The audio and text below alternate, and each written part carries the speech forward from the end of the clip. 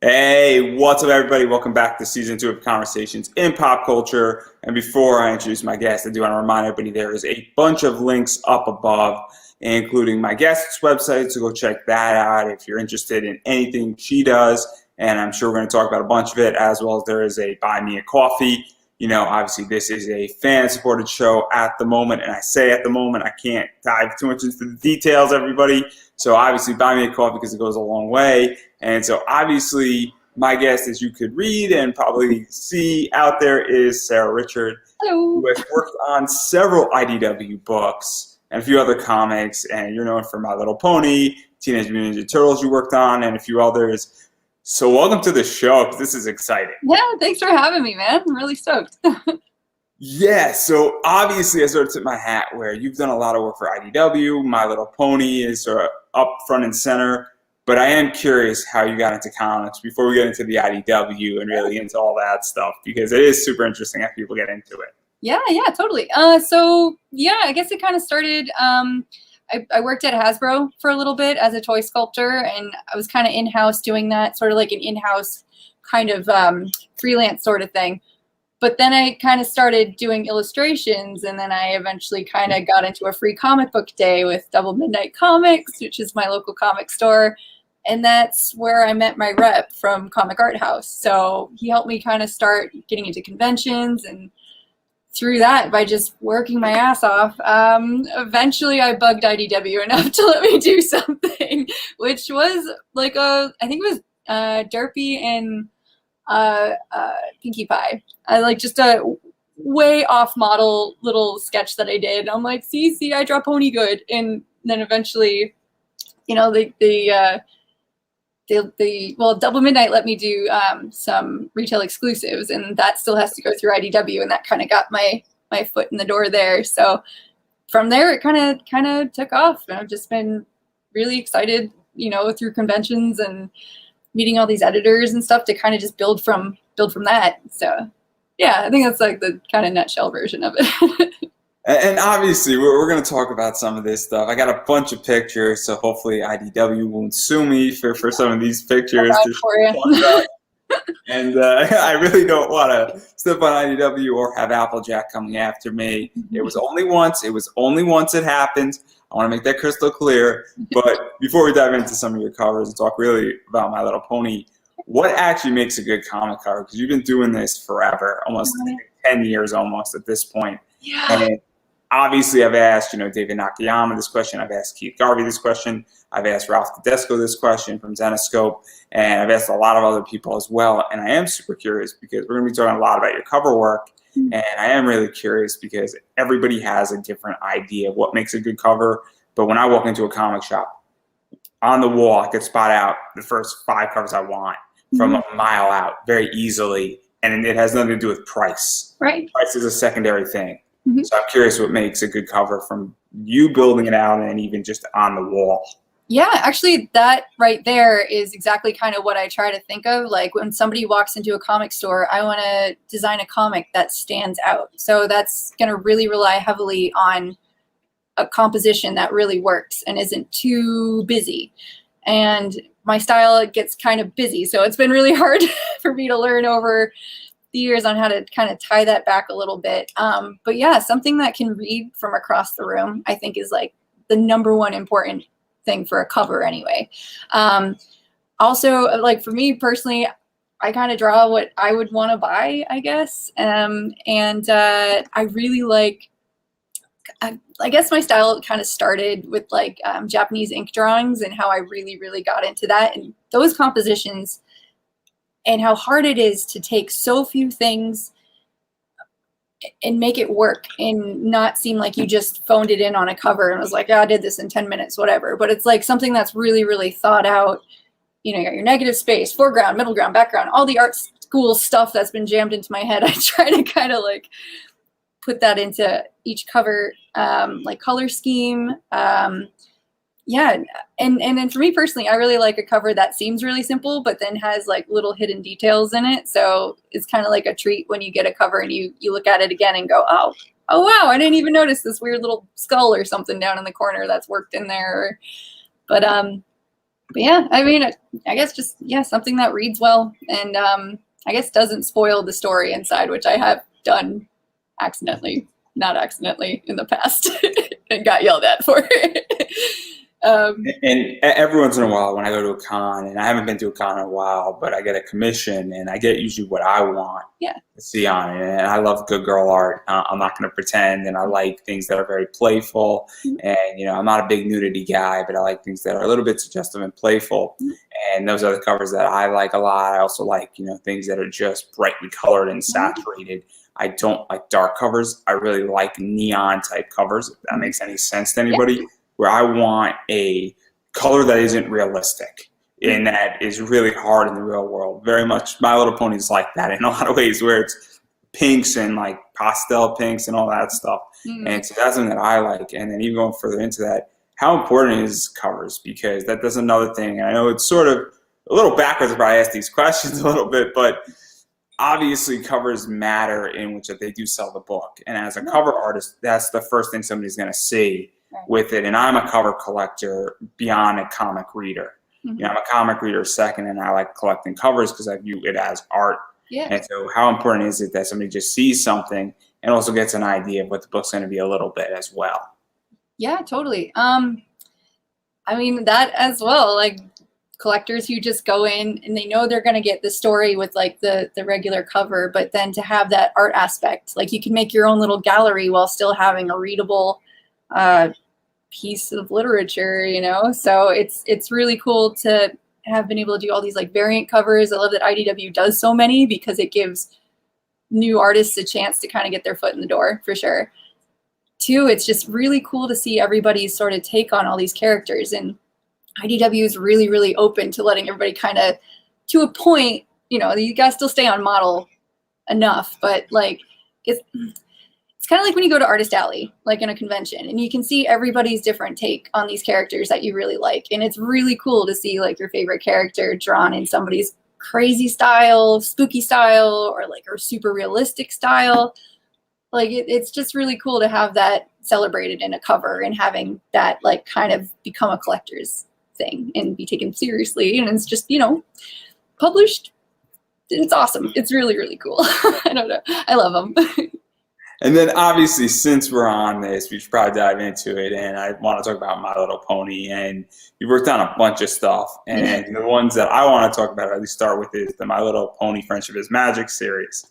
And so obviously you did a lot of cover work for this. And so what was it like, coming into My Little Pony? Because I don't know how many people actually know. My Little Pony's been around for almost 50 years. I think almost 40 at this point, not 50. I think it came out in the 80s. And I'm getting 9 years ahead of ourselves here, clearly. But what is time anymore? COVID has done something to me, clearly. But what was that like coming into this? Because you obviously sort of submitted something, came into it, did a basic drawing, and then one thing sort of started leading into another. And what was that like? Because it is a big intellectual piece of property. Yeah, definitely.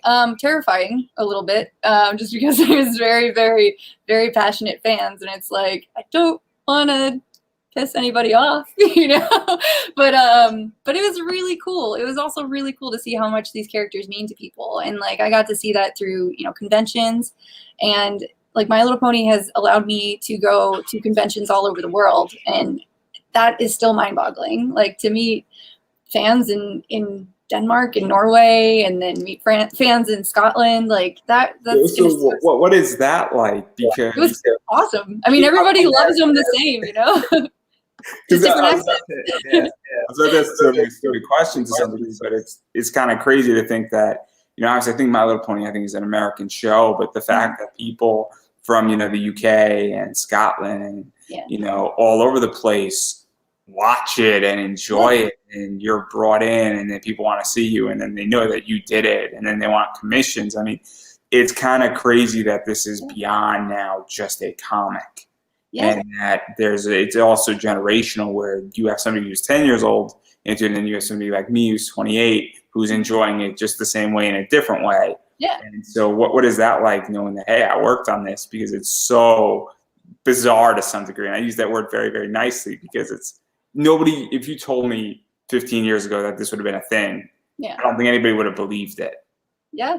But that's life, man. I mean, there's some things like, man, I was just telling my friend the other day, like I sang karaoke with the girl who played Gem like a few years ago. I never thought I'd do that. If you told little baby Sarah that was gonna happen, she'd be like, get out of here.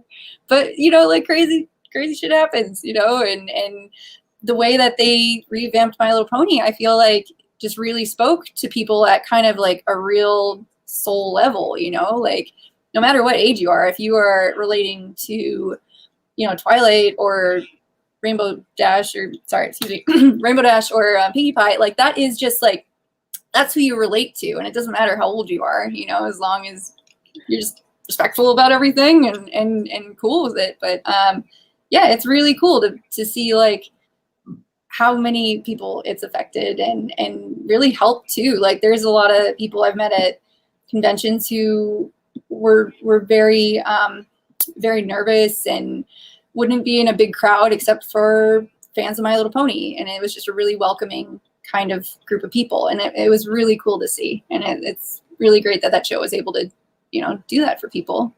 So I love it. I think it's really cool how it's affected people. So. And then I want to get into some of this cover stuff, and I'm not too sure how much in order this is, and you might know better than me, but there's a bunch of covers out there, so I'm just going to start showing them. We're going to talk about it. So there's this. Oh yeah, that's an old one. Yeah. I love this cover because obviously, it's very almost painted. It is painted. Yeah. And it's that idea where you got that glitter and the sparkles, but I don't think that it's a glitter cover, for lack of a better word. Cool. Yeah, and that's what I kind of like to go for. Like I really like Art Nouveau and Art Deco, and I think those styles are super, super pretty, but not like glitter sparkles, So it's like it still makes it look elegant, but like not too glittery in your face. Oh God, I got glitter in my eye kind of thing. So. And also what I like about this cover, I'm gonna throw it back up there for 1 second, is that it's also very different because this came out early on when you came to W. And at that time, there wasn't really people painting this. A lot of people were doing stuff digitally, or they were using, more corporate markers, or it wasn't as, I guess painted is the right word, or using paints and, acrylic. And so what was this like? Because it was providing a different style. And I know a bunch of your work does that as well. But it's kind of nice when you get different art in there, because it's just something that's saying, oh, this is a different cover. And no, I want to check it out now. Yeah, it was really cool. Because I painted most covers up until I think like into the 80s. And then I started doing digital just because I was able to get things done quicker, and I was able to travel and still meet deadlines. But for a long time, it was just traditional. Like every cover I did was painted. And that's just like, I always felt most comfortable slinging acrylic paint and watercolor around. So, but yeah, it also really helped kind of distinguish my style. Like it had a lot of imperfections, and sometimes there is cat hair that's in the scan and that just ends up on a cover. But I know like Andy does a lot of traditional stuff too. So like there's definitely still traditional throughout the comics for sure. But yeah, that was kind of like my jam, was doing everything the super hard way. This is another one that's also similar to it. This one is, an exclusive. Obviously, it's for a comic shop. And so obviously this is that. And I like this one because, it's not, and I say this, obviously it's a hell of a lot better than what I could do, but it has a little bit of imperfection to it. And it's not, completely, digitalized, 100% saturated. And that's what makes this cover really cool. Not to mention that you're getting a whole bunch of different colors that you really can't get digitally, or to get it digitally is so hard to get this digitally. Yeah. And so what was this like? Because this is a lot of fun. And obviously this was for a particular comic shop and a retailer. And so obviously it is very exclusive, and I'm an exclusive guy. Yeah. This was the very first cover I did. And it was one of the retail incentives for Double Midnight Comics. And those guys owe a lot of my career to, for letting me do their retail incentives. And this one right here, I'm a huge art history nerd, so there's a ton of art history. My favorite artists thrown in there, like there's Klimt, there's like Macintosh, like the Glasgow Macintosh Flowers, Charles Rennie Macintosh and Margaret MacDonald Macintosh are two of my favorite artists. So the little swoop that's like to the right of Twilight is those roses are really important to me. And then there's like some Dali clocks in there, Picasso, and color block stuff, which I don't know why I put color blocks in there because I don't like color blocks, but just as an art nerd. But it was really cool. I wanted to go all out with my first cover, and I was really trying to impress IDW too, and so this cover was. And also, what's really cool about this cover is that the cover is done painting, but then the logo of My Little Pony and even the Twilight Sparkle is obviously done almost like an overlay on it. Yeah. And it gives it a really cool thing because it adds some dimension to it. Cool, at the same time. And so there's a lot of cool stuff going on with it, and it adds a whole different level of eye trickery to it, for lack of a better word here. And whether that was intentional or not, I'm not too sure. But nope, I had no idea what I was doing. This is where I learned how to plan things out where logos go, because it definitely cuts off Twilight's horn. So that's something I wish I could redo. But like, there are some covers where they've kind of cut out a little bit in the logo, but it was more, it should have been me kind of planning it out beforehand, but it worked out okay. So and then showing another one, because this is another one that's just crazy, and it goes very well with if you put that first cover I showed, and I'll show you in a second what I mean by this, is that so this one's going up, everybody, and this one's going down, and if you put them next to each other, or if you put it sort of diagonal with each other, you have them like almost polar opposites in a lot of ways, and so it's a very cool. And this is another, I think, Double Midnight cover as well. So what was this one like? Because it is very similar to that one, but obviously I think it's Rainbow Dash, and we got a lot more fun stuff happening, and got that almost comic-esque feel to it. Yeah, totally. I love trying to put like crazy movement in the covers too, to really keep it interesting. So there's a few covers later on that I made into sets where they complement each other if you collect all the covers together. But this one here, I just thought it would be really cool if Rainbow Dash was racing a peregrine falcon. So that just kind of worked out with the Luna one, with her going up and them going down. But I don't know. It was just an idea I kind of had when I was planning out all the micro series covers. So that one stuck with me for Rainbow Dash. And it's just fun, because also the cool thing about this is that all this stuff was Double Midnight. So it can only be got at Double Midnight. So the people who got your first one, the next month they're like, oh, I know that style. And then, now they're getting very accustomed to it. And obviously this is a very different style than what was on the shelves, as I was stating at the time.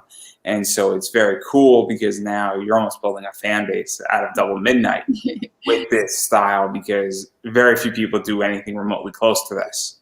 Thanks. Well, I'm a fan of Double Midnight, so that would be cool if it switched. They're awesome. They're the best. And then they continue talking about this stuff, and I think I'm right on this one, is that this might not be the exact set you were talking about, but there's this one and this one. And I don't know how to do a double layout, okay? So everybody's going to have to bear with me shifting between them, but obviously these two complement each other, and it's very cool. It's very stamp-esque, for lack of a better word. I am not a stamp collector, but obviously I appreciate it, because comic books, stamp collecting, postcards, they're all very similar cousins. And so what was this like? Because obviously, very cool with Jetpack and Larry's, comic stuff, and complement each other, and really cool just playing around with this. Thanks. Yeah, 2 more local comic shops to me in New Hampshire. And I wanted to do, I think this might have been like the first like set that I wanted to do, to have them. It's like for collectors, like I wanted to make something where, cool, if you get one, it's fun for you to go find the other one, and it's sends you to both of the comic shops as well. So it was kind of a, how do I get people to go between these local comic shops and make a set? So, but plus it's like pound cake and pumpkin cake. They just go together, and it would be weird if they were disjointed. So I wanted to kind of keep it all together, and then also give like the boy the pink and the girl the blue. And it's just like the color schemes make me really happy. Like orange and blue and yellow are great. And then just like something about brown and pink is very classy for me. So, and also what I like about this is that they are in different poses. So it's not the same cover, just different color oriented. They're both different. a little bit, where obviously we have pumpkin cake, with pumpkin cakes, hoof in the mouth, and then we have obviously pound cake blowing bubbles. And it's kind of cool because they're very similar. We could tell they're both playing with bubbles to some degree and popping it, but they're doing a slightly different reactions, and they're also playful, and they're very childish in both of these images, which is nice too to see. And so that's something that I really like about these, and I'm probably gonna go find them on eBay. So good luck, man. I don't even know if I have my comps of those still. They might be like, I try to keep one of everything in this like little container at my parents' house, like in a back closet. I just keeps me from messing with it too much. So hopefully everything's pristine back there for the library in the future. And then I want to jump to another cover, and it's this one, because this one is also just very inviting. And this one is sort of just, I love the wording in it. I love the fact that, Pinkie Pie is just absolutely adorable in this. I think it's Pinkie Pie, right? It's been a while since. Oh yeah, I think that one's Cadence actually, because it's Cadence in Shining Armor, so they wanted to do like their own little story. So see, even I get wrong sometimes. I love the feather in it, and I also love the background, because that's also what's really cool about this one versus the others that you've done that I've shown so far, is that this one is so background oriented, and it sets the mood. Where you look at this cover and it's summertime. It's clear to me it's a very peaceful, it's a very friendly outdoor type cover. And that's something that I think is very cool about this cover that hasn't been shown in the others, because while, obviously the ponies are front and center, it's the entire image is very, very cool with that. And so what was this like? Because it's very much, the background is very much a character in this cover. Yeah. This was another one where it's like the story's about Cadence and Shining Armor and like little Twilight, and it's like trying not to give anything away. Like I don't think this actually happens in the story, but it's like that time period, and like he wants to ask her out, and it's just trying to keep that silly like juvenile nervousness of like, oh my God, will she or won't she say yes? But yeah, and just to keep it like friendly and cute, and the background too, like the clouds, that's when I was like really going as like Art Deco as I could with the swirls. Since then I've kind of pulled it back a little bit and made it a little bit more just suggested instead of just hard swirls everywhere like that. But yeah, I just like a good cover also has good character interaction too. And you have the foreground with Cadence and Twilight, and you've got the background with Shining Armor doing his own thing there, and just to have everything work together. I'm really happy how that one came out. Except there's no butt for Shining Armor behind the tree. He just kind of comes out of the tree, which he's a cartoon, so he can do that, I guess. And also another thing that I like about this cover is the fact that the logo of My Little Pony's up there. Yeah. And that, I think the logo slightly changed, where this logo has a little bit more purple in it, but it also pops off the green. And I'm not a color theorist by any stretch of the imagination. I was not an art major, but I understand that certain colors go together. You know what you like, so. And it pops it off a little bit, and it's very cool. And I'm sure at this point you were figuring out where logos were going to go. So obviously a little more planning on this one. Yeah, it's really hard too, because it's like I was trying to also sell the original covers too. So it's like I didn't want to just leave it a big blank spot up there. I wanted to make like an actual piece of art too. So it's like I can put something up there that's not going to affect the overall story of the cover, but still make the logo less virgin cover, I guess. The actual original painted on illustration board acrylic thing still be a finished piece. So it's like learning on what you can have hidden just under there, but make the original kind of like special as well, I guess. So. And I think that that's something that's also very important to understand, is that, there's the comic cover, and then obviously, some companies do versions of these books as well, which is a whole different ball game in of itself, where it's almost like becomes like a cover D or a cover F. And then also there's original stuff. And then also some artists, have original black and white stuff as well. And obviously, selling that stuff or keeping that stuff or framing that stuff. And obviously everybody has different things they want to do with their art. per se, or some people even, IDW or some companies say, hey, we want to take the original and we want to create an entire book, an art book out of it. And then they want the original cover along with, the regular with a virgin cover that was never released. And so obviously there's a lot of different things that could happen. And so being even aware of that, and I think a lot of people in comics don't even understand that, who collect it, don't understand there's a lot more that goes into cover making than what I see when I go to the comic shop and pay $5 for my comic. Yeah. And it's crazy because like IDW did do that with the big art books too. So if, I did this cover with nothing there, it'd make for a really boring page in an art book where it was more showcasing the art instead of like, this is a functional cover. So you want to put something up in there that can be covered, but also, creates like a complete illustration as well too. And then there's also people who are just crazy and they want something there because they're going to spend big money on this stuff. I'm one of those people that when I see certain comic art and that, if I can afford it, I'm willing to spend big money, and people in comics have money. There you go. Yeah. It's true. It's comic fans have money, and it's a crazy thing where, they won't go on vacation to Hawaii, but they'll go drop $3,500 on a piece of art. Yeah, and I know people who have done mine goes on vacation.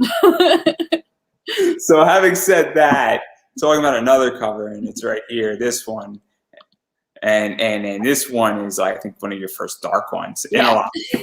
It's like the going down the dark hole at this point. And again, I'm being very selective of which ones I picked, going through about, I think, like 90 of them that you did. And so this is clearly still painted, still fun, still that acrylic, pastel look, but we also have a gigantic creature insect thing going after a tiny little cute pony. Yeah, I really love like juxtapositions of like cute, but then like creepy nightmare fuel as well in the same thing, and like trying to find that. What's that? This cover is very down the middle, where you can draw a line. Where it's weird. It's a weird cover. I'm not gonna lie. Yeah, I mean, I usually try to like blend things and mesh things a little bit more, but I really wanted this to have like, as Pinkie Pie is very like, she is who she is. I wanted this cover to be exactly what it is, just like cute pony, line, horrible dark nightmares behind her, but they might not be mean. I like that with the maybe. Oh yeah, this is totally her friend. Totally. Yeah, I mean, she could probably make friends out of him anyway. So, but yeah, it was kind of cool to see what IDW would let me do, spooky and dark wise, but still keep it My Little Pony, which they kind of were like cool with a lot of the covers that have like hidden horse skulls and spiders and bats and stuff in it. But yeah, like I just wanted to play with the obliviousness of Pinkie Pie, and it's kind of the idea I came up with, I guess. And what is that even like for you, though, to get to experiment a little bit? Because obviously this is very much outside of everything that I showed, where at this point you didn't do really a dark cover. Yeah. And you've got a lot of fun covers, and obviously My Little Pony's a fun comic. I mean, I think it's a pretty safe bet to say that. There are real consequences and there are real lessons in My Little Pony, and in the books, and obviously in the show, and in the other things that's produced out of it. But to get to even experiment as an artist and say, hey, I got this idea, and then be cool with you doing the idea. I mean, it's obviously, it must be nice to that effect. We're like, hey, we trust you as an artist, and we're willing to take a little bit of a risk. Yeah, it's always awesome when they let you do that. And I feel like I do my best work when I'm given kind of a little bit of freedom. Like I try to keep within the parameters, but it's nice when an editor is just like, we know what you do. Don't mess up. Don't make us regret it. But like, have fun and let's see what comes out. Because there's always changes at the end too. So an editor can always look at that and be like, no. But nice to see it, But yeah, I think too, like My Little Pony, I think on the surface looks like a really cutesy kind of show, but there are like adventures that they go on that have real consequences. There are scary things that happen, and it's really cool to have that duality like this, to have something that seems cute, but then has like some real scary stuff. Like I grew up on Scary Stories to Tell in the Dark and like Stinky Cheese Man and all these like really, I did like Batman, like originally animated Batman was dark as hell. And it's like, I think kids love dark spooky, scary stuff, you know? Now everything's just so overly pastel. Like, I love me some pastels, but, you know, like, throwing some dark shadow purples in there and stuff, and it's Oh man, you haven't watched enough anime and all these kids. I'm 28, so I shouldn't be talking. I talk like I'm 50. I feel 50, so. I grew up watching 80s, 70s, and 80s anime and watching 90s anime, and I was a 90s anime kid watching things that I wasn't supposed to be watching. Yeah, me too. I did that all right, but I was watching things that were dark. And obviously that's how I grew up, and I still watch a lot of stuff that's dark. And so I just think the new generation needs a little darkness in their life. Yeah. And, I could say a lot of things about that, but I'll get you and me both canceled if I start speaking.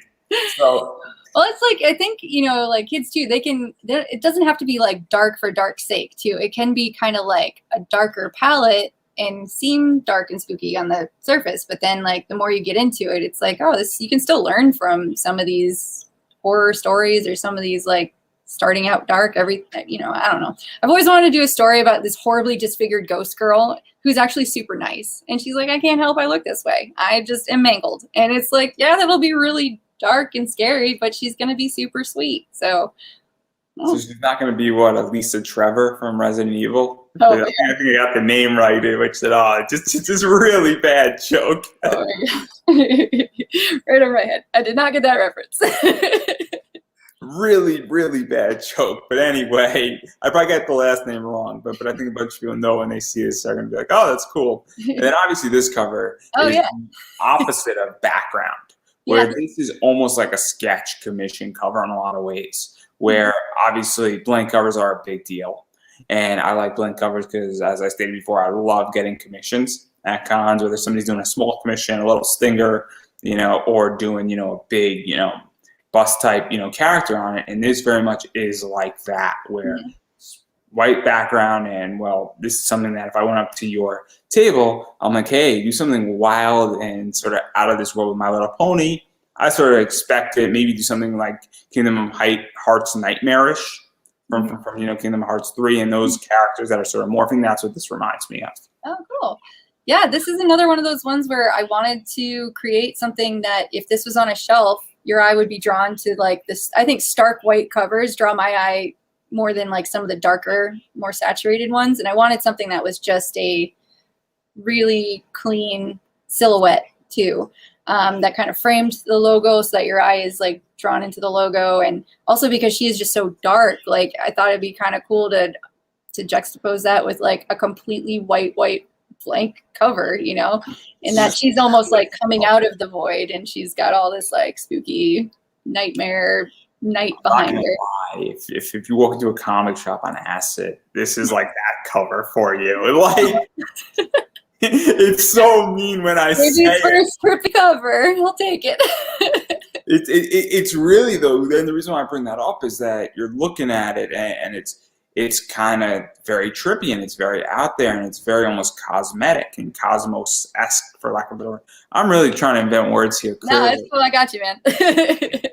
I think everybody's getting it where I'm going with this. Yeah. Where there's going to be a dictionary made of my words for probably next year. I'm going to release that on Kickstarter. Awesome. So that you know of all the words I invented on my podcast. But anyhow, and so I think it's a trippy cover, and I think it's awesome. I think it is just very visually cool in that realm, and I think it's also cool that it's just all white background also. Thanks. So. Yeah, I like to make something that looks like it's kind of moving a little bit too. Like all the swirls, I don't plan them out ahead of time. I kind of get like the basic shapes in mind, but then I just kind of turn my brain off and just start making swirls as I'm painting it. And then that way nothing really stays in place. Like I hope always looks a little different each time you look at the covers. So. Yeah. And then there's this cover. And I don't know how many people like history, but this is the history portion of the podcast. And obviously, I think of Troy, and I think of my Trojan horse. Yep. And obviously, you could think of parades, you could think of piñatas. A lot of fun stuff could be thought of. And obviously, this is issue 51, so pretty impressive. My Little Pony made it to issue 51. Yeah. A cover like this is just awesome. And obviously, Yeah, I mean, it's pretty much, we all know it's a party. Yeah. It says it right in the cover.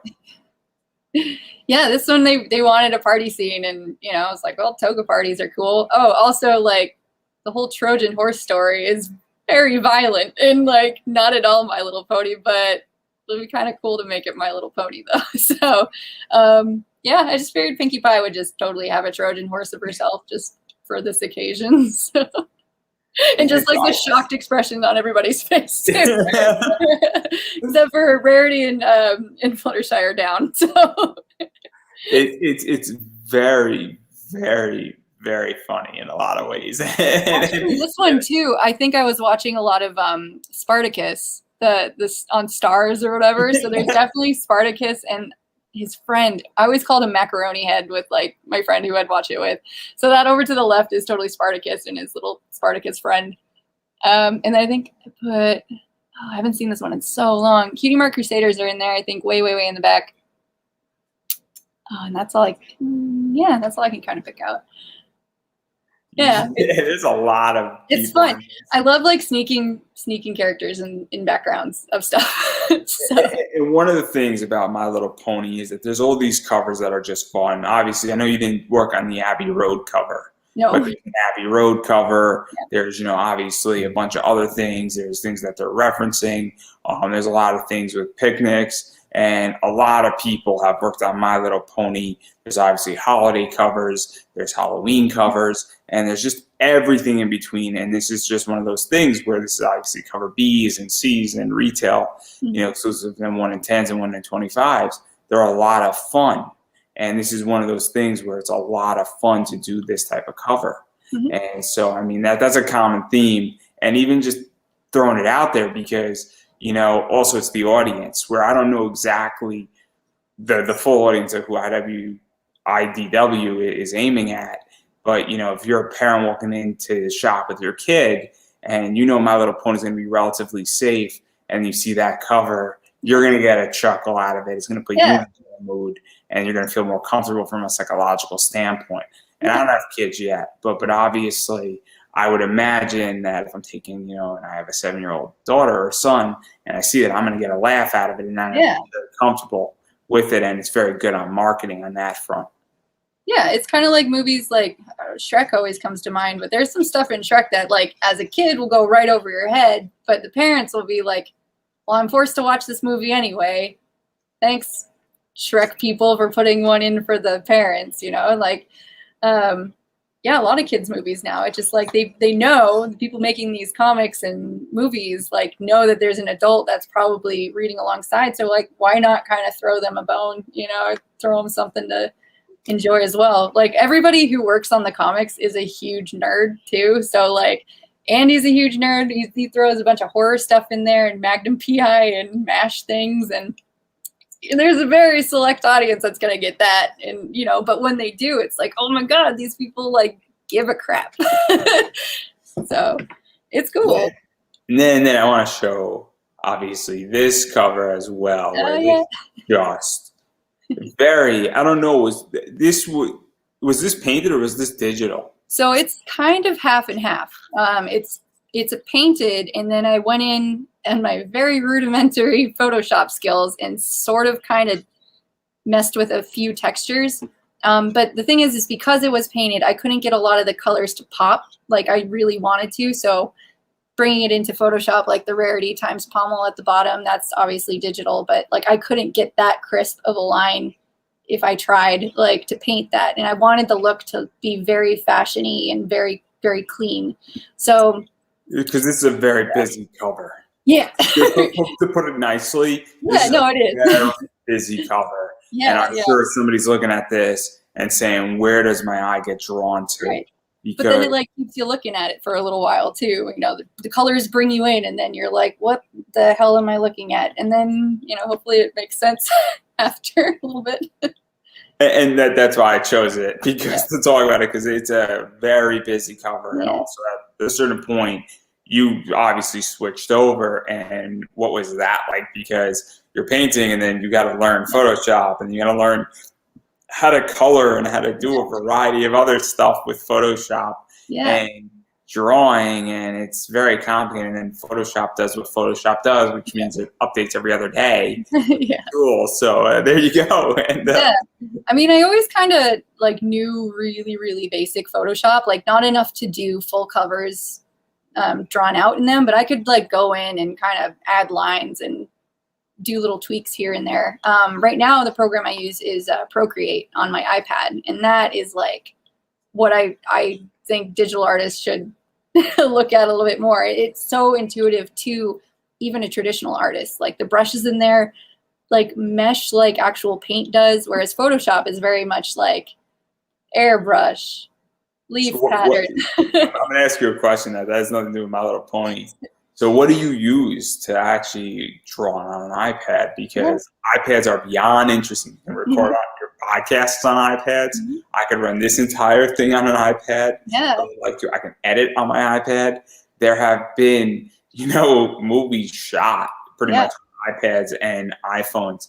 Now, those movies weren't maybe an hour and a half long. Yeah. They were 15 minutes. And it's not an issue of size or anything. It's just that editing an hour and a half long movie on an iPad is like suicide. You will legitimately go crazy. But it's the idea that you could probably shoot an hour and a half movie if you really wanted to. Yeah, if you took the time to like move everything with your finger. Yeah. It's the idea though that what do you use? Because I think a lot of people are interested in that as well. Totally. So it's just an iPad Pro. I think it's not the newest one, but it's like the second most recent one. And I use an Apple Pencil, and I've got like kind of the big one, so I can not have to destroy my eyes more than they already are going. But I have a cool sheet that goes over it too. It's called Paper-like, and it's a company in Germany. It was a Kickstarter for a little bit, and their whole thing was to make an iPad screen have the texture of paper. And what really turned me off from iPads in the first place was just how slick it was. It was like ice skating and painting, and it was terrible. I do know friends who use kind of the those privacy screens, and that gives it a little bit of tooth, but like Paper-like is designed to be like a paper texture for your iPad, and it gives it just enough tooth to like almost even sound like paper when you're using it. So I love those guys. They're great. But yeah, and then I use Procreate, which is a $10 program and amazing. And it's really cool too, because it takes a video of what you're drawing, and you can do time lapses of what you've created. So you can see like from the sketch and things moving around, like you can do a 30-second one and it looks like chaos is happening, but it's really cool to see sketches that didn't quite work out. You see those get erased. The sketch that doesn't work out, you get that erased. Sketch that does start to work out, and then you kind of see how it builds on from that, and with the color and everything. And it's really cool. And I was really, really resistant to digital for the longest time, because I'm like, hey, well, that's not real art. But shame on me. Like, I'm using it almost primarily right now for all my work, and I love it. Like, I had a little sit down with my iPad, and I'm like, we're gonna make this work, technology, you scary, scary piece of technology. And I love my iPad. I can get work done sitting outside. I'm not like chained to my desk, which I love traditional painting, but I also like it when it's really nice outside. So being able to have best of both worlds is pretty sweet. Plus, like, changes are so much easier to make digitally, obviously. So whenever I get a change, I'm not like, oh, great, well, not sleeping tonight. It's just like, all right, undo, undo, undo. Cool, send, all done. Like, I can go do anything else now instead of trying to get watercolor and acrylic to cover up a mistake, and resizing in traditional art is just nightmares on nightmares. So yeah, I love my iPad. I've totally changed my tune on the whole thing. I just bring it up because obviously you made that shift to going from painting to digital, and obviously you do a lot of digital work. And I do want to talk about 5 more My Little Pony covers. Sure. And I want to talk about all of them, and I'm going to start showing them because it is the Day of the Dead type stuff. And obviously this stuff, it is kind of crazy with what it was doing and what you did with it. And it's just a wild, wild cover. That's obviously not Day of the Dead right there. But these are I think 4 of them. And so what was this like doing this set? Because it's a crazy set. Thanks. And I think it came out like almost in a week, right? It came out pretty quick. Yeah, I did them all pretty quick too. It was I remember my editor said we want to do a fiendship series, so all ponies have to have like a cohesive line of covers. So it's like, are they going to be cosplaying? Are they going to be in horror movies? Like I was trying to figure out like the one thing that would tie them all together. And I was super into like Day of the Dead and Dia de los Muertos makeup. And it's like, oh, that's really cool because you can add all their little quirks and cutie marks. And like, I think the Rainbow Dash one has some firefly lightning bolts in her. I'm not clicking there. Oh, yeah. So in her wings, there's like firefly, which I think was her original pony that was modeled after. But yeah, it was really cool. I remember, I think I did the designs when I was living in Portland, Oregon, and it was like at the Kennedy School bar, and I was in like the boiler room section of it. It's like a little bar in their old school boiler room. And I was just drawing a bunch of ponies, and I'm like, well, I'm already in a dark kind of little area. This really helps kind of come up with sort of these like little spooky designs. But yeah, it was really cool. It was really fun to design that. Like I love fashion design, so I can't sew to save my life. So if I can draw some cool costumes, that holds me over a little bit. Yeah, it was neat. It was really fun once I figured out what I wanted to do. But definitely the hardest part was like figuring out what series I wanted to put them in, I guess. Yeah, it was fun. Yeah, and obviously there's a lot of stuff with that, and those came out so quickly, where they either came out in like a week or in a month or something like that. Yeah, and that's a lot to throw out there, and obviously it was a big deal. And well, obviously IDW does stuff like that every once in a while, making it an event with these covers. Okay. And there's 5 of them as well. So obviously really cool, and obviously people like comic events, and people like things that go together, and this is a big set that you did. And so obviously that's My Little Pony stuff, and then obviously you've done a bunch of other stuff. Mm-hmm. You've done Napoleon Dynamite covers, yeah. And so Napoleon Dynamite is obviously a cult classic movie. People love it. I think you did this cover, which is really funny. Yeah. And then you also did the back of it, which is cool too. Oh, I didn't do that one. No, just the front. You did only the front, but Yeah. obviously that is a really funny cover. It's actually up on my Instagram from about maybe 5 months ago.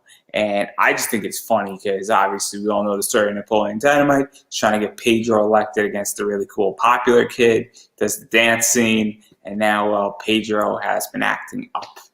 Yeah, it was funny. He's gotta go, guys. Yeah, man.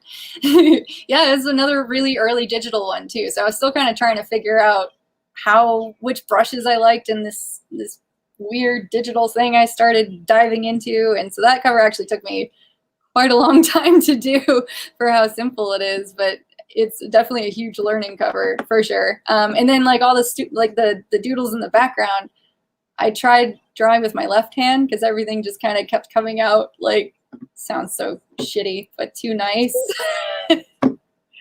So I'm like, how do I do this? So I tried drawing with my left hand, and that looked too shitty. So there's like kind of I feel a lot of things about this cover. But it's really funny. It's a funny cover. Because that's the whole point, is that obviously you're doing Napoleon Dynamite, and from a marketing standpoint, really selling a cover is that it gets people's attention. And it's funny because everybody knows that Pedro wins, and obviously everybody knows the movie, and they're like, oh, wait, there's a Napoleon Dynamite cover, because that book isn't necessarily pulling comic fans in. It's meant to pull in people who are not into comics in a lot of ways. And so obviously that cover is going to make somebody stop and laugh for 5 seconds. And so that's something that's really funny about that cover. And then this is obviously, I think this is a cover you did. That's the second one. And I think you did this one. And there's this one also. And obviously all this stuff. And I think these were all the cover aids, which is reserved for the interior artist. And so what was that like? Because it is very much an honor. It's unspoken in the comic world that typically somebody who's a cover artist might not get a cover A. But when they do, it's a big deal. Like, yeah, I mean, I get like the the marketing standpoint, because where it's like you want the cover to look like the rest of the book, so it's not like a jarring kind of experience when you're like, oh, okay, it's gonna look like this. Oh God, it looks like this now. And so, but it was really neat. Like I'd always wanted to do a cover A, and I'm very happy with like doing cover Bs and stuff because of all the freedom that came with it. But with cover A, you kind of got to be like, all right, this has to be on model, and there's no room for finagling too much stuff. So, but yeah, they were super open to everything. I think each cover I send in like 4 different designs, like 4 different thumbnails as well. And so all the ones that the editors, yeah, totally. Yep. And I found sometimes the one that you don't want to do is the one that you draw in there and you're like, just to fill up space. So what I've learned, and for any comic artists, I know exactly what you're going to say. Yeah, don't draw a thumbnail that you don't want to do. Yeah, because I can't tell you how many times I'm like, well, I don't want to make it look like I only did this many. I'll just throw in this one here, and then they always pick that one, which is like, but yeah. To even talk about that, because obviously going into Teenage Mutant Ninja Turtles, you haven't done an official Teenage Mutant Ninja Turtles cover yet, but you were part of a very cool project that was Project 100. And Project 100 took a bunch of artists.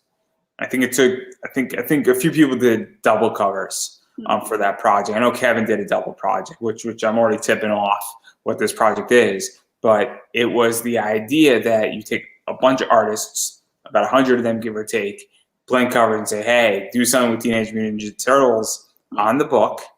And then obviously I think all the proceeds, or a good portion of it, wound up going to, I forget the charity, which is really bad, really bad. Initiative, I think. The what? Was it Heroes Initiative?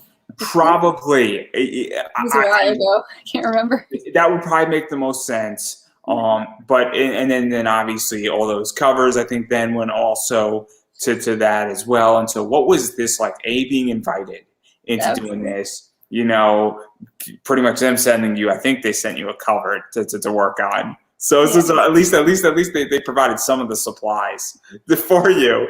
And then also they gave you probably a lot of freedom, because what they wanted in this project is a bunch of people who have worked on it and who haven't worked on it. So here's how we view Teenage Mutant Ninja Turtles. Yeah. And you did April O'Neil. Mm-hmm. And obviously, I got that image, but I'm going to show that image after you describe it. Yeah, I wanted to do kind of like a really neat fashion-y April and make her look kind of badass. But yeah, I think I was actually there at IDW, because I think they did an event where they had a lot of us drawing on the blank covers there for an event at the studio, the publishing studio company. And so this is the cover. Yeah. Cover. And obviously this isn't traditional April O'Neil.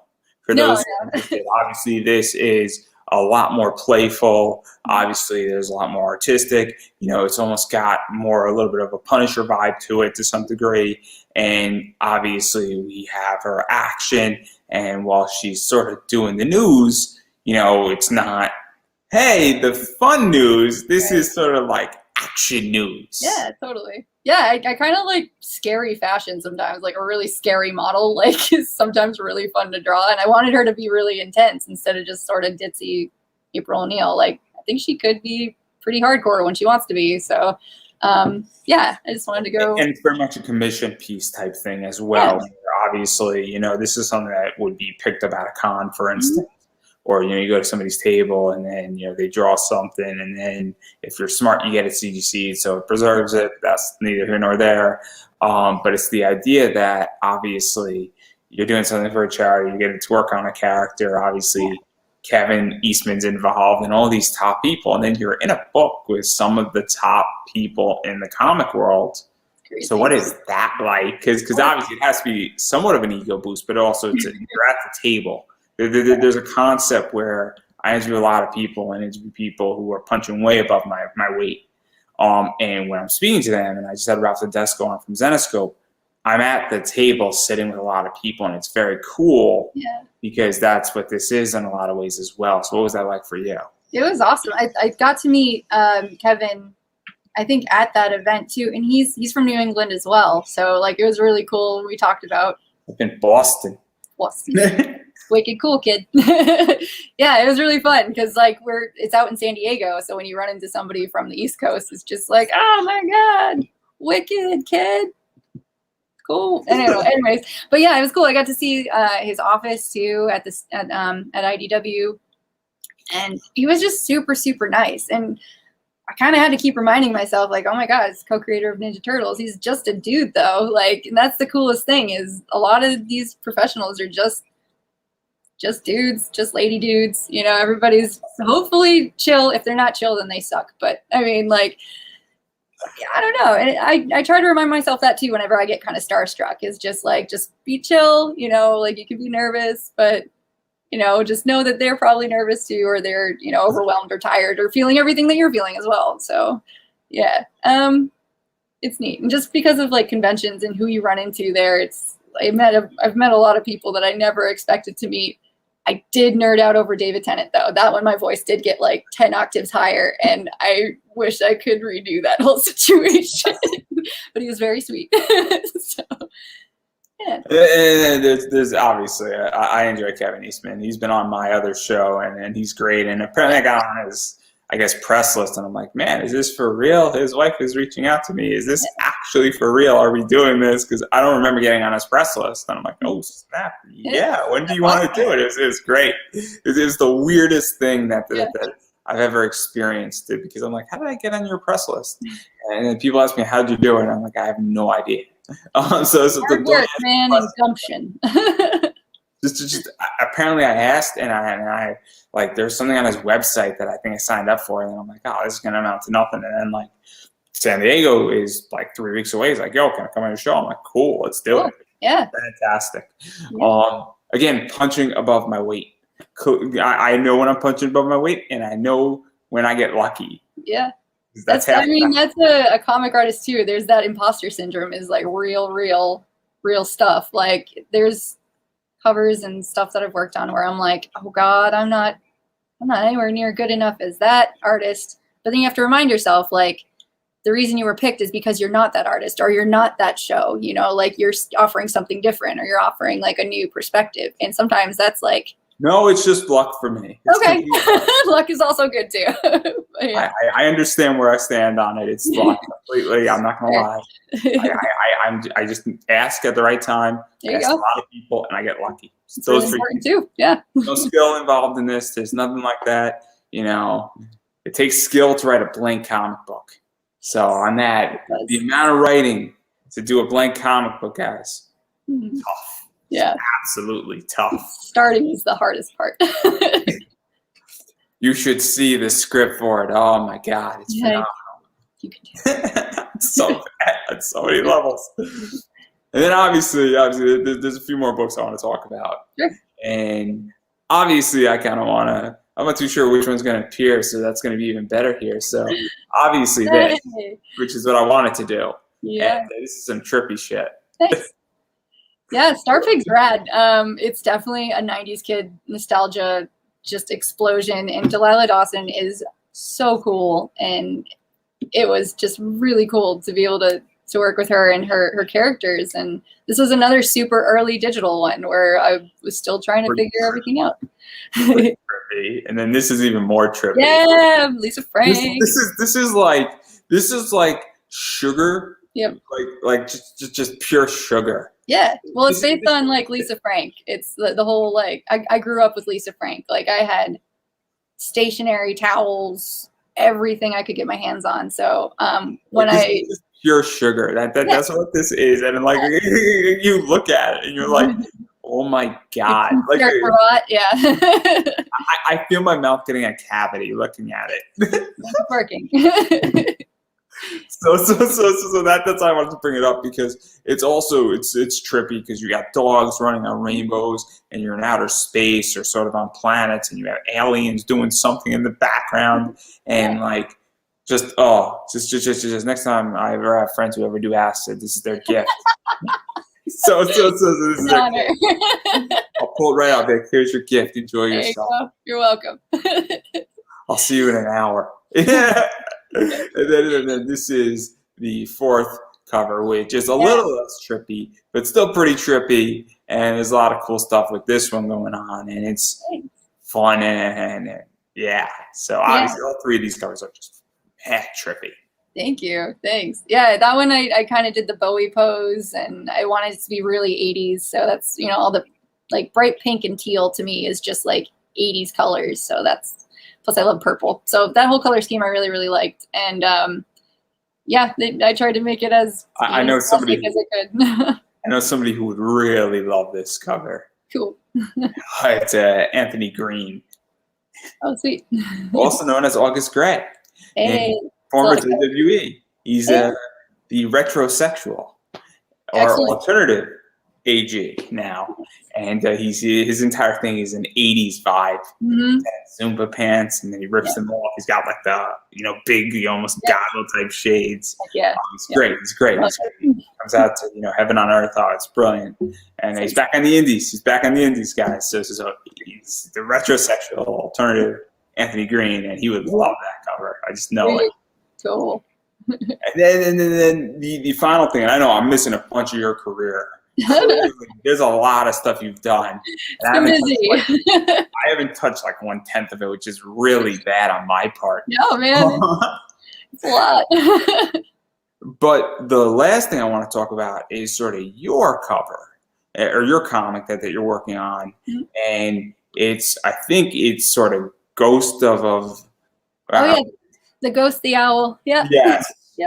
Clearly. Wow. I can't speak today. No, it's fine. So what is that? Because obviously up to this point, you've done a little bit of comic work, but you are very, very, I think you're almost like 95% cover artist. Yeah. And you've done a little bit of interiors here and there and some other stuff with comics, but this is your first real doing the art. And obviously you're teaming up with a writer. And so what is that like? Because that's a very different experience. And also it must be nerve-wracking to some degree as well, because up to this point, you've only done one side of the business, if that makes any sense. Yeah, no, totally. Luckily, I'm really good friends with Franco, who's the writer of it. So luckily, the nervous part, for the most part, was taken away just because he's a really good friend of mine. But I was still pretty nervous because it's like, this is a big project, and everything in that book is still hand-painted. So it took me about a year to do it, everything. Also, I would imagine that it must be nerve-wracking as well from just the writing. Is the writer going to be able to be up to par on illustrating? But now everybody knows you as a cover artist, and it's like, you know, is this going to be what everybody expects as well? It must also be out there, because all of a sudden, if I go out and I do a whole different type of podcast, or if I go out and produce a comic book as a podcaster, there's a bunch of people who are going to be expecting something that may or may not live up to it, you know? Yeah. And so it's very nerve-wracking whenever you enter a new sector or you expand your sectors. And obviously, Franco's probably a very good writer, and I've read pieces of the Owl on the Coast and everything, and the story and where it's going. And it's a cool story, and there's real consequences, and it's a little bit dark, and definitely. It was too dark for Scholastic, so I want to coming out of Salem, right? Let's put it that way. It's a good way to put it. That should be right on the back of the book. I want a full quote. Anime Comics coming out of Salem is this book. Yeah. Well, it was cool because like Franco actually came to me to do the cover or do the book, because he's like, I want to do a cover. Oh gosh, I can't. I want to do a book with you. He's like, what do you like? And I'm like, I like owls and ghosts. And he's like, cool, give me a few months. And then he like came back with a script, and he's like, I'm super serious about doing this. And then I mean, in my defense, Scott Snyder ruined owls for me, but that's a different discussion.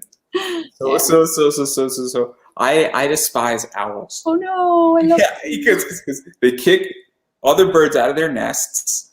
They hunt, and some owls are very, very cute. Okay, but other owls are just nasty looking. And then after the Court of the Owls, them hanging out in almost the crawl space on like the 13th floor of all the Wayne buildings in Gotham. I have no respect for owls anymore. And I'm so happy Batman fixed that problem. Oh my God. And Alan was phenomenal with everything, and that, you know, Scott started with James Tylan like the fourth. But yeah, I'm very anti-owl. I also failed at Hogwarts twice on that exam. I don't want to talk about that either. But anyway, you gave that one to me like I know, a mile yeah. out. You gave it to me a You're mile out. welcome. My gift to you. That's going to be cut up into an Instagram post. Why Andrew hates owls. It's going to go right up.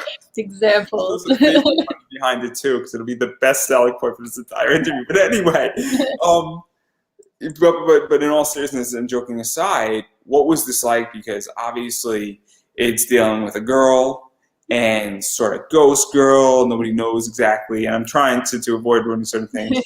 And then an owl sort of befriends her. And, well, the forest isn't exactly thrilled with what's about to go down or what could potentially go down. And there's a lot of things. And then there are consequences for what happens. And so what was this like, even just, taking that idea, him writing it, and then you saying, okay, I got to paint it. And then this is just some of the stuff. Yeah. Things look. And also it's just like really, really like blended colors and obviously very painted and a lot of art and even just having a story that has a lot of gravity to it and consequence to it, because there is consequences in this book. Yep. Yeah, it was awesome because first Franco like gave me kind of what he was envisioning each page to look like. He's like, these are really basic ideas I have, but he's like, please do not stick to all these. Like, do whatever you want. But so it was kind of cool to have that bridge because he's also an artist. So it was a nice bridge from writing into the art that I kind of felt that he would want to see and what I was able to visualize from the words too. Because sometimes it's like, it's really scary when you get not enough stuff and then you're stuck trying to figure out what to do. But he gives kind of like a really good beefy sandwich of ideas and then you can go along with that. But it was cool. There's a lot in that book. There's a lot of hidden stuff in there. There's a lot of like stuff that I like the owls in that one that you show. They're very Egyptian inspired, and I really like Egyptian art. And One, right? Yeah. So I try to keep them really, really Egyptian looking because they're Parliament of owls, and I wanted them to be kind of ethereal and scary. And I think Egyptian art can be that, like very scary and ethereal. And but this one is a little bit different style, where this is definitely a little more action. You know, obviously a lot more movement. You know, it almost is very much ego-like in a lot of ways. Yeah. And I wanted to, you know, with this book too, push some of the scariness. Like there's pages where the villain's getting his face torn up by an owl, like, because I know when I was a kid, that would have fascinated me to see a book that would have treated me like, you know, not just a kid where, we'll cover up all this and cover it with something pretty, but like, here's some real consequences. This guy was awful, and this owl is trying his best as a little tiny owl to save his friend. So yeah, he's gonna go for the eyes, you know. But doesn't really gel with a lot of people who want to give it to their kids. And also the thing is that this is very much, and I know when I use this word, people automatically assume something, but this is very much an adult book. It's not a kid book in a lot of ways. It's an all ages book. But I think it's stepping outside of the realm of My Little Pony, where I don't think Scholastic is going to be like, hey, you want this book? Yeah. Where obviously it is somewhat a little bit outside, and it definitely hits more of a niche audience that might be a step or two off the beaten path, for instance, or a regular path. And that's a very important step in a lot of people. You know, obviously I've gone down this route in this podcasting world, and there are interviews that I've done that have gone down that, and it's important for growth. And even just sometimes stories, you know, from a position cannot be told in the most pleasant ways, or, you know, you need to have an all-age book, for lack of a better word here. Yeah. So what is that like? Because obviously, you know, it opens up doors in a lot of ways.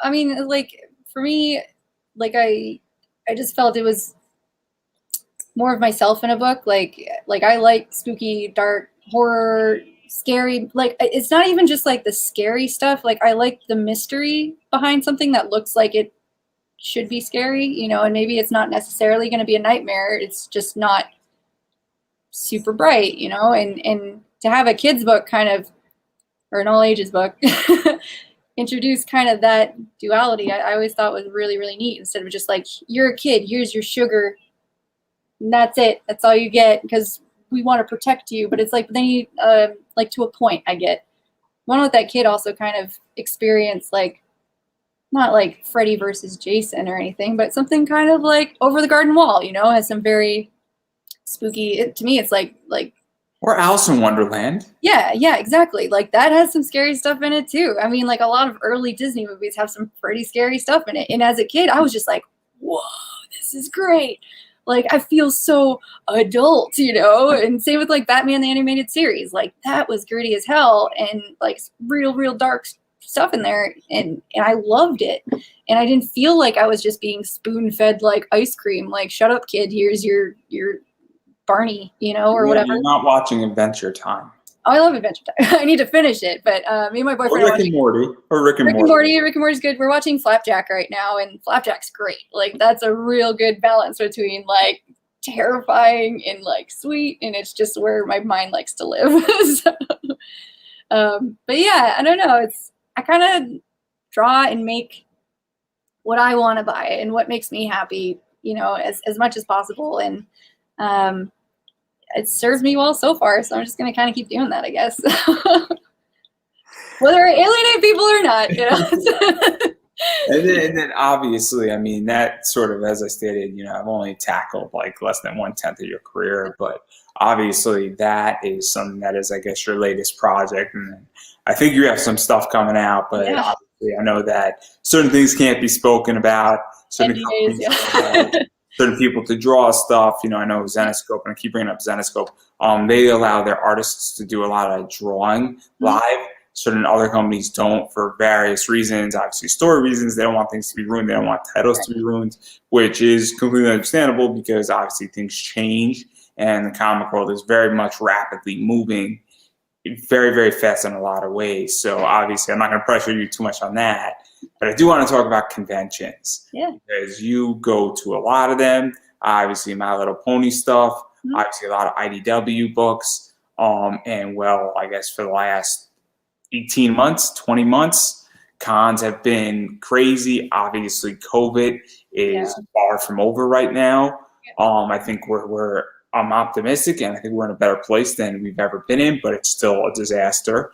For those who don't know, I'm a big anime fan, and I live in Connecticut. So Anime NYC, I'm not going before anybody asks, but they basically said, hey, we're going to need vaccination cards, and you're wearing masks, and it's in the Javits Center. And I think that's either a month after or a month before New York Comic Con. Yeah. So I don't know what's going on. Obviously, MegaCon's this weekend, and we're about to see. I mean, I'm a big wrestling fan. For those who don't know, Ring of Honor has a big show called Death Before Dishonor, and they just moved it out of Florida, which was going to take place, to Philly. So clearly there's something going on, and so I don't know how you view everything, because I know you do a lot of stuff, and we're going to get into what you do at cons. But where are you feeling about all that? Not to get too controversial, but I know that you've been affected by it. Not having conventions was for a lot of artists is a huge cut to our income, because doing commissions and, you know, like selling prints and selling anything really at a convention is really helpful, because comics do not actually pay very much. So it was a really good supplemental income. And so, you know, with all the virtual cons, that's helped. Like Comic-Con at home was neat, but, you know, we're seeing fractions of what we would make at an in-person con. But at the same time, we're all real frail, nerdy comic artists who are putting ourselves into a petri dish every time. And we get like just con plague anyway. So, you know, while it's really hard, like I am signed up for New York Comic Con, but I'm not trying to scare you. I know. I am where I'm at right now. I'm not going. I'm the first person where right now economically it's not on my cards. Also, there are covenants in my personal life that make sure that I will be perfectly fine in the long run, because again, you know, I understand that while sure, going to a con's fun, you know, sometimes you have to take care of personal covenants first. Absolutely. And I have an entire different show where I talk about comic book investing and talk about money in comics. So I am the guy for this. And I'm actually going to be on somebody's show in about a week and a half talking about this very thing. Thanks. But one of the things is that I'm viewing this as a down year, where to me, it is obvious there are too many abnormalities in play. And also, one of the things that I'm concerned about, because I see it and somebody wants to go to a con who just shot me a message on Facebook saying, hey, could you buy some of my art? I want to go to this con and sell and I get a table, and I said to him, a lot of collectors, a lot of people are now selling off their collections because they're scared of what's going to happen in a year and a half from now. And then on top of that, a lot of people, I have friends at cons say people were just there getting what they needed for their collections and nothing extra. Yeah. And so there's a lot of concern in this space where, okay, the con's going on. How many people actually have money? Because, stimulus checks are not in effect. Unemployment's running out. Whether you started, a month ago, a month later, a month early, that's running out. It's not, there's a lot of stuff going on. And then on top of that, look, I'm in Connecticut and COVID's big. I know like 9 people who have gotten COVID who had the vaccination. Yeah. And this is insane. Yeah. And so I'm in Connecticut. I don't know where you are. I'm in New Hampshire, man. I'm not too much further away from you. but I'm legitly maybe 90 miles, 100 miles outside of New York City. Yeah. I am not that far from New York City. Yeah. It is evident to me that this is going to be a big issue, and New York Comic Con could very well be canceled. I'm expecting it. I haven't made any like lodging plans or anything. Usually by now I'd have like hotel, transport, everything figured out. And now it's just like, I don't know. I don't know. Because it's like, I'm vaccinated. And like, even if I do get kind of sick or whatever, like I have some immediate deadlines that I can't be sick through. So it's like, I kind of have to that. Yeah. The idea that what we're finding out now, and not to get too political, vaccinations aren't as effective as we were told. Better than not being vaccinated, though. But I'm vaccinated, and I know 9 people who have been vaccinated. Now I'm like saying to myself, like, you're getting it, and that there's a whole new variant out there, and then there's a secondary variant, and then on top of that, it just becomes like, I don't want to be around 100,000 people. Yeah, it's so scary. quickly, even if they're all vaccinated. Yeah. Because let's be realistic, people are going to have the flu. Yep. People are going to have the sniffles. Yep. People are going to have, what if the people have measles? Sure. I'm not even joking. At this point, like I don't even know some of the sicknesses I've gotten at convention. It's just con plague. I've never gotten sick at a con. Oof, it sucks. But I'll explain. So I do fan panels. I get what I want to get done at a convention. I don't mingle with people. And then I am out of the con the latest at 8 or 9 o'clock. If I have an 8 o'clock panel that I'm doing, I don't go hang out till 5 in the morning. Yeah. I'm not going and exhausting myself. I'm in a hotel room by myself or with one other person that I went to the con with. And I spend more money and we actually act and I'm well rested. Because I'm there from business. It's not, I enjoy myself, but I'm not the one getting sick because guess what? I'm getting 8 hours of sleep every night at a convention. Yeah. I'm not, because it's a business play for me. Yeah. It's a networking play for me. It has nothing to do where I don't want to be sitting at a bar till 2 a.m, hanging out with a bunch of anime fans. Not that I don't like you people. If you want to talk to me outside my panel, I'm more than happy to do that for an hour. But I'm not here to go party. Right. No, you're a professional, so like you can prioritize that, and it serves you well the next day. I want to watch anime in my hotel room and watch that, or read actually the graphic novel I bought, or figure out what I need to get done the next day. This is business for me because I'm a comic book investor. I'm picking up what I need. So, but again, I don't want to be around 100,000 people. It's expensive. Yep. Hotels are going up, and I'm just viewing it as a down year. Yeah. I think it was that hope, and things turned around really quickly. Yeah, exactly. So really smart. I would go call my bookie and I would bet against it. And I'm kidding. No, I know. It's just like Murphy's Law all day, every day. I want everybody to know I'm kidding. I'm going to call 5 of my bookies.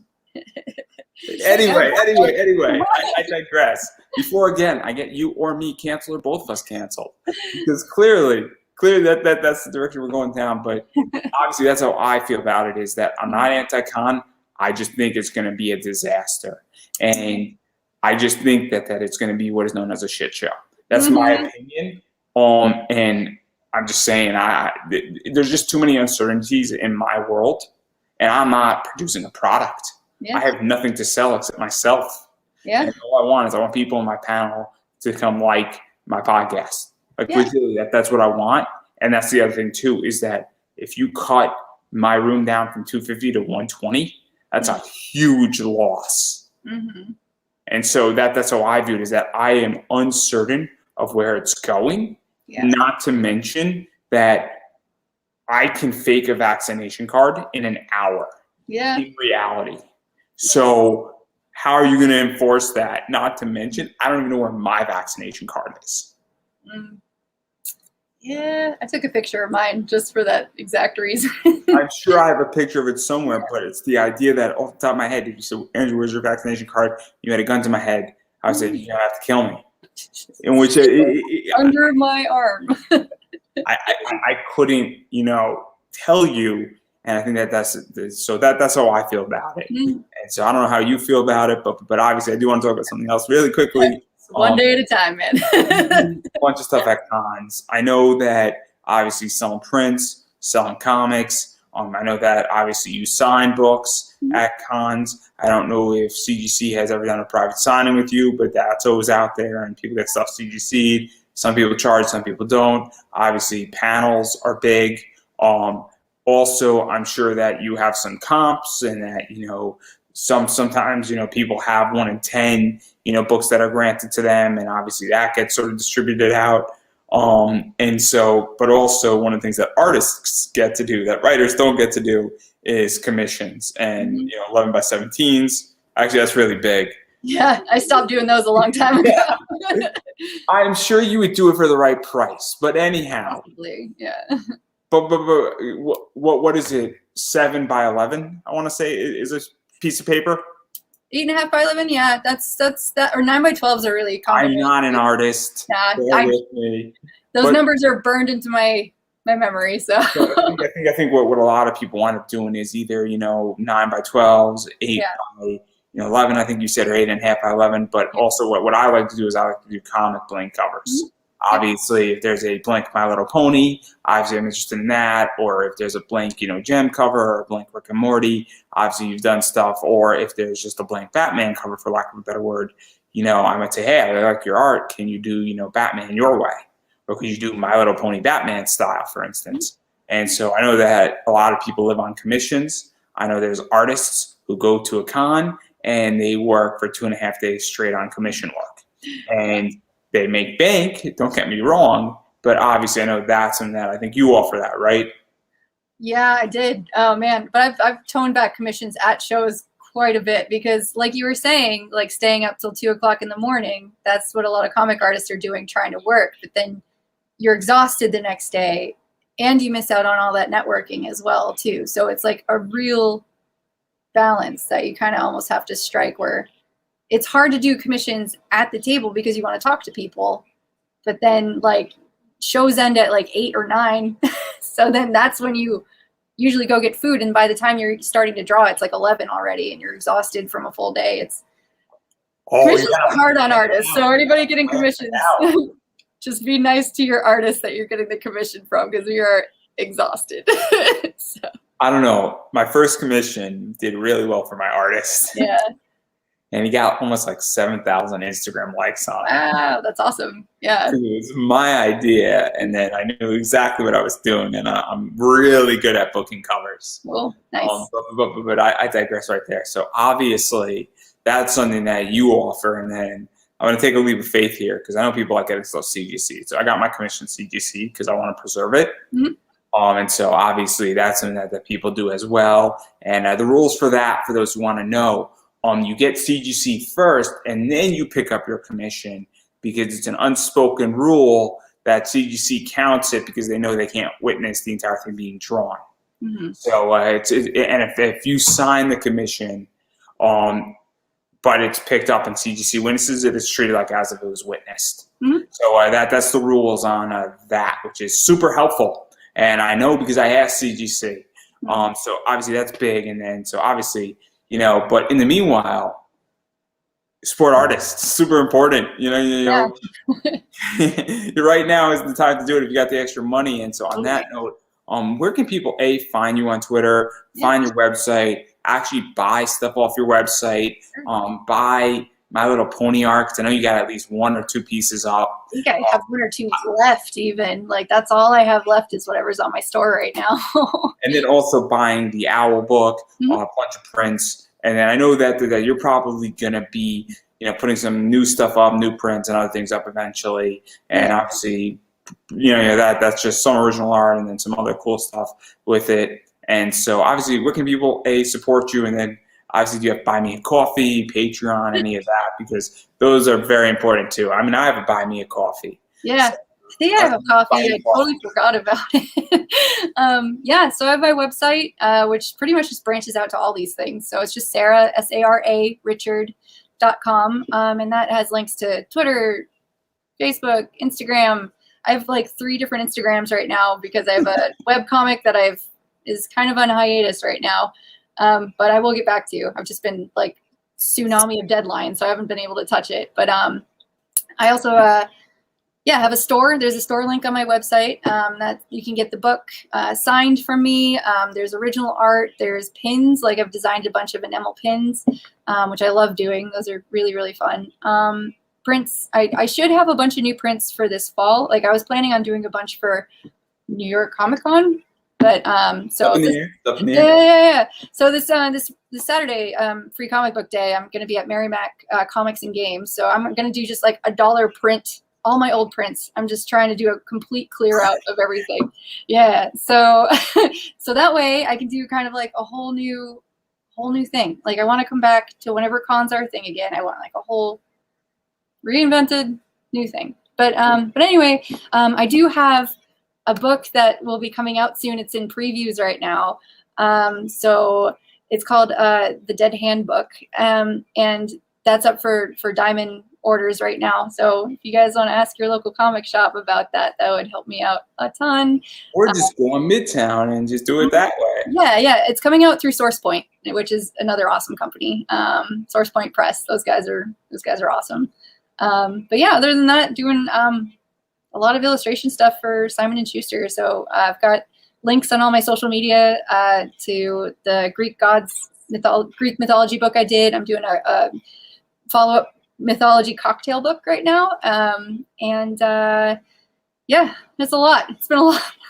It's been a lot of stuff. I've got a DC thing that I can't say what it is. So there's that as well.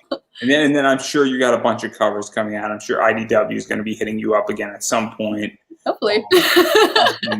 And obviously you got a lot of other stuff coming out. So and the way covers work is that sometimes things are booked 6 months in advance. Sometimes they're booked 3 months in advance. Sometimes things just pop up. And then also, with the way everything's going in the comic world, everybody who's mainstream goes indie. Everybody who's indie is going mainstream. So you never know where something's going to pop up. Everybody's dabbling, crisscrossing right now. It's like you get people who did Sugar are now doing Bats and Vampires and crisscross that. And, it's cool. I think this whole thing has given artists a real opportunity to kind of experiment and otherwise we wouldn't have been able to if it was just like another year of conventions after another year of conventions. So silver lining, I guess. It's going to be really cool to see what your favorite artists are going to have done during this time and get commissions from them too. Like, please support comic artists. A lot of them are taking commissions. I'm not taking commissions right now, but I have a lot of friends who are comic artists who just check their social media and send them a message. You'll be surprised. They'll be like, yes, I will draw your dog for you, which I love drawing dogs. So, and so obviously I've been saying this and I'm going to continue to say it, you have to support indie and what that means. And also you got to support mainstream and you got to support what you like right now more than ever. I said it all of last year. I did 90 interviews in 2020. I am over 100 for this year. And one of the things is you have to support indie. What that means is that you have to buy indie.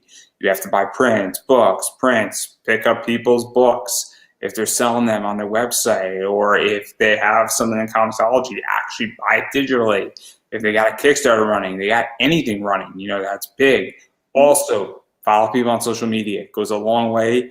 Follow, because a follow, obviously is engagement, commenting on people's Twitter, saying, oh man, just read this book, thought it was great. Oh man, your cover for My Little Pony is savage. Probably don't use that word. Actually use, oh my God. I love it. If I had a savage cover, I'd be like, nope. But having said all that, all jokes aside, it goes a long way. Also, retweeting goes a huge way. Liking Facebook pages, sharing things from a page onto your feed, because again, you might not know who's looking at your page. Same thing with Twitter. There's been plenty of people, and even this show, I've had people on where I was interviewing somebody who goes, oh man, I didn't know this Kickstarter existed. And then people got 4 or 5 backers, and it was $20 a backer, and that's $100 for their Kickstarter. It goes a long way because somebody shared it. And so it matters, and it's super important. I get money's tight. People are in different economic positions, obviously, but sharing is free. Social media is free, and it's just as important. And also just commenting on somebody's thing, saying, oh man, really enjoyed, this number 38, or this, really enjoyed your Napoleon Dynamite cover, or I didn't even know that you did that cover. Wow, I didn't even realize it. And just commenting on that on Facebook or Twitter goes a huge way, because it lets somebody know that what's good. So obviously, on that note, I would ask you about witches, but I don't think it's a good topic. That's a different discussion. I've been waiting to use that one. It was in my notes on my sheet here. I'll blame the writer, which is me. But on that note, I'm going to give you the final word. Great. Well, we're going to make it through. That's my final word. We got this. Stay in communication with your friends and your family. Be good people. And be awesome. Just be nice. That's all I got. I don't think I could have said that any better myself. That is a wrap.